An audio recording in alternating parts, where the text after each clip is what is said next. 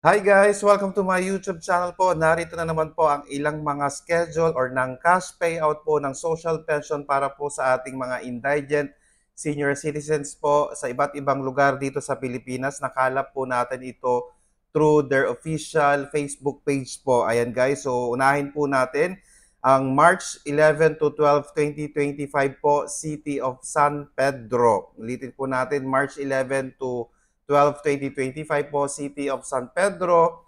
Nandyan po ang March 11, Barangay Tuna, Cardona, Rizal. Ayan guys. At susunod po dyan, March 11 to 14, 2025 po, Municipality of Santa Cruz.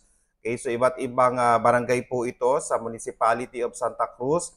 At ang panghuli po natin, nandyan po ang March 19, 2025 po, Municipality of Tanay. Sa ating mga senior citizens po, magdala po ng valid ID. Okay, kasama na po dyan. Sa valid ID na yan, ang inyo pong ID sa galing OSCA po or senior citizen ID po at ilang pa pong mga IDs, government issued IDs po na nagpapatunay na kayo po ang nakapangalan doon sa social pension payout at sa inyong ID. And guys, so sa ating mga senior citizens po, abang-abang na po kayo sa schedule para po makuha po ninyo ang 1,000 pesos monthly social pension na binibigay po ng DSWD. Please do not forget to subscribe, like, and share para po lagi po kayong updated sa ating mga videos. Maraming salamat po and stay safe. Bye-bye!